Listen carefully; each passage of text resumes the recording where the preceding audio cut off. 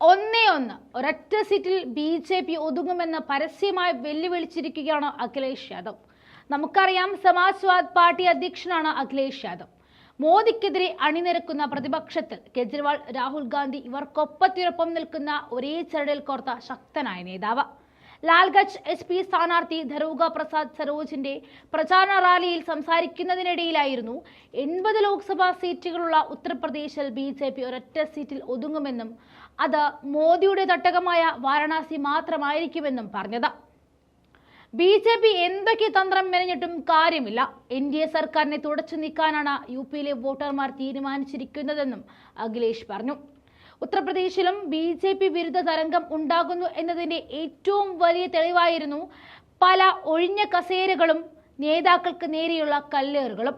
കൂടാതെ പ്രമുഖ സമുദായങ്ങളായ രാജ്പുത്, ജാട്ട് എന്നിവ ബി.ജെ.പിക്ക് വോട്ടില്ല എന്ന് പ്രതിജ്ഞ എടുത്തിരിക്കുകയാണ്.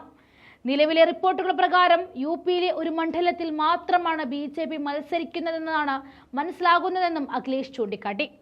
പ്രധാനമന്ത്രി നരേന്ദ്രമോദിയുടെ മണ്ഡലമായ വാരണാസി അഖിലേഷ് ക്യോട്ടോ എന്നാണ് വിശേഷിപ്പിച്ചത്. ജപ്പാനിലെ ക്യോട്ടോ നഗരത്തിന് സമാനമായ രീതിയിൽ വാരണാസിയെ വിനോദസഞ്ചാരത്തിന്റെ കേന്ദ്രമാക്കി മാറ്റുമെന്ന് മോദി വാഗ്ദാനം നൽകിയിരുന്നു. മോദിയുടെ വാഗ്ദാനത്തെ മുൻനിർത്തിക്കൊണ്ടാണ് അഖിലേഷിന്റെ പരാമർശം. ജനങ്ങളിപ്പോൾ 400 തോൽവി എന്നാണ് ബി.ജെ.പിയോട് പറയുന്നതെന്നും അഖിലേഷ് പറഞ്ഞു. തുടർച്ചയായ അവരുടെ പ്രസംഗങ്ങളിൽ പഴയ കഥകൾ മാത്രമാണ് ബി.ജെ.പി. പറയുന്നത്. ബി.ജെ.പിക്ക് 140 സീറ്റ് പോലും ലഭിക്കില്ല എന്നും രാജ്യത്തെ 140 കോടി ജനങ്ങൾ ഉറപ്പുവരുത്തുമെന്നും അഖിലേഷ് ചൂണ്ടിക്കാണിച്ചു. കൂടാതെ കോവിഡ് വാക്സിൻ സംബന്ധിച്ച വിഷയങ്ങളിലും അഖിലേഷ് പ്രതികരിച്ചിരുന്നു.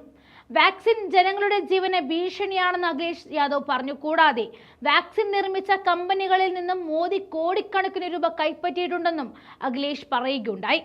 മുൻപൊക്കെ UP എന്നാൽ ബി.ജെ.പിയുടെ മണ്ണെന്നാണ് പറഞ്ഞിരുന്നത്. കാരണം ബി.ജെ.പിയുടെ വേരുറച്ചയിടം അവിടമായിരുന്നു. വേരിറങ്ങിയ സ്ഥലം തന്നെ ഇളകിയ സ്ഥിതിക്ക് കടപുഴകി വീഴാൻ ഇനി ബി.ജെ.പിക്ക് ദിവസങ്ങൾ മാത്രം ബാക്കി.